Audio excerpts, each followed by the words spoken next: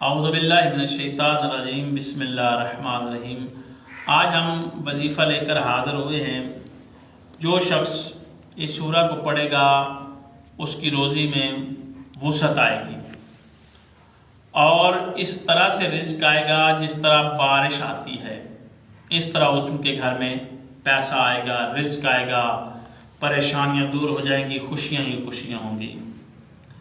صرف یقین اور توجہ ضروری ہے کہ قرآن پاک کی سورہ ہے، آپ نے اس عمل کو کثرت سے پڑھنا ہے، اس سورہ کو کثرت سے پڑھنا ہے، جتنی زیادہ آپ پڑھ سکتے ہیں آپ نے دن میں پڑھنی ہے۔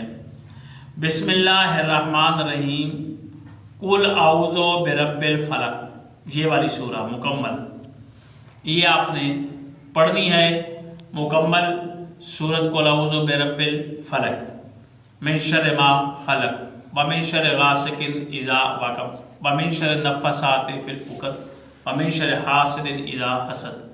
یہ والی سورہ آپ نے مکمل طور پر پڑھنی ہے حسد تک۔ یہ آپ پڑھیں گے کثرت سے، جتنی زیادہ ہو سکتی ہے آپ پڑھیں۔